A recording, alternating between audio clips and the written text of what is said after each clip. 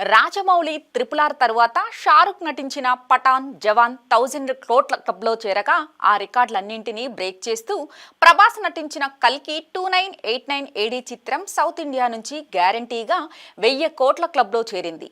ఈ సినిమా పఠాన్, జవాన్, RRR సహా చాలా సినిమాల రికార్డులను బ్రేక్ చేసింది. అయితే కల్కి తరువాత 1000 కోట్ల క్లబ్లో చేరే సినిమాలు ఏవి అంటూ ఇప్పుడు సరికొత్త చర్చ తెరపైకొచ్చింది. సరిలేరు స్టైల్లోనే ఖచ్చితంగా సౌత్ నుంచి రాబో సినిమాల్లో సూపర్ స్టార్ మహేష్, రాజమౌళి కాంబినేషన్లో మూవీ 1000 కోట్ల క్లబ్లో రేస్లో నిలుస్తుండటంలో ఎలాంటి సందేహం లేదు. ఈ చిత్రాన్ని రాజమౌళి ఎప్పటికీ స్టామినా దృష్ట్యా పాన్ వరల్డ్లో రిలీజ్ చేస్తారని అంచనా వేస్తున్నారు. ఫారెస్ట్ అడ్వెంచర్ నేపథ్యంలో Cameron blockbuster series Indiana Jones జానర్లో యూనివర్సల్ ఆడియన్స్ని మెప్పిస్తుందని కూడా చెబుతున్నారు. రాజమౌళి, విజేంద్ర ప్రసాద్ ఈ మూవీ స్క్రిప్ట్ కోసం చాలా ఎక్కువ సమయం కేటాయించగా 2 ఏళ్లు పైగానే ఈ మూవీ చిత్రీకరణ సాగుతుందని అంచనా వేస్తున్నారు. డార్లింగ్ ప్రభాస్ కల్కి 2989 ఏడీ తరువాత 2 భారీ చిత్రాల్లో నటిస్తున్నారు.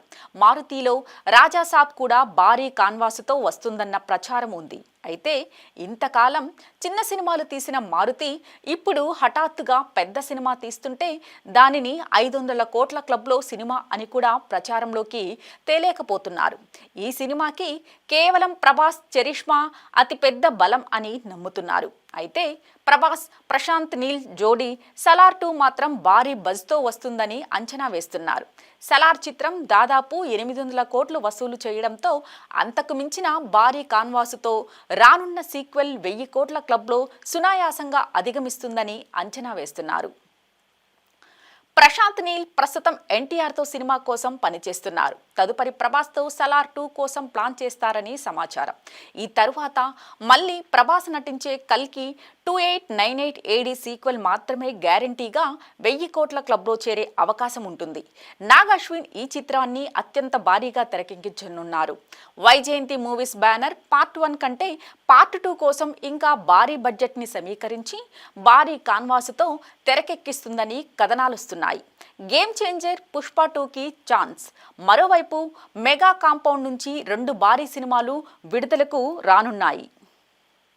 వీటిలో mega power star Ram Charan నటిస్తున్న గేమ్ చేంజర్ 500 కోట్ల క్లబ్ని అధిగమిస్తుందని అంచనా వేస్తున్నారు.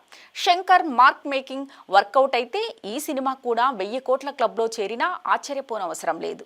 కానీ భారతీయుడు 2 నిరాశపరచడంతో దీనిపై అనుమానాలున్నాయి.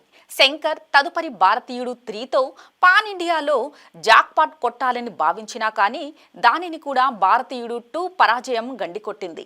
పుష్ప హిందీ బెల్ట్లో సక్సెస్ సాధించిన నేపథ్యంలో అల్లు అర్జున్, సుకుమార్ కాంబినేషన్లోని పుష్ప 2 పైనే ఇదే తీరుగా భారీ అంచనాలున్నాయి. గంధపు చెక్కల స్మగ్లింగ్ నేపథ్యంలో భారీ మాస్ యాక్షన్ ఎంటర్టైనర్ని సుకుమార్ తెరకెక్కిస్తున్నారు. ఈ సినిమాకి తెలుగు రాష్ట్రాలు సహా హిందీ బెల్ట్లో ఉన్న బజ్ని చూస్తే అది ఖచ్చితంగా 1000 కోట్ల క్లబ్లో చేరడం ఖాయమన్న నమ్మకం పెరిగింది.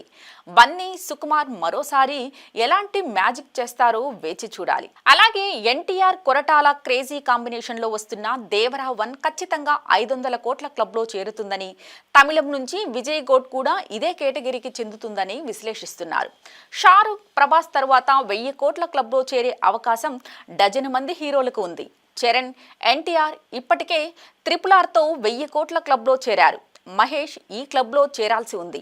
అలాగే రెండోసారి రామ్ చరణ్, ఎన్టీఆర్ కూడా 1000 కోట్ల క్లబ్లో చేరే వీలుందని అంచనా. దళపతి విజయ్కి కూడా ఛాన్స్ ఉంది.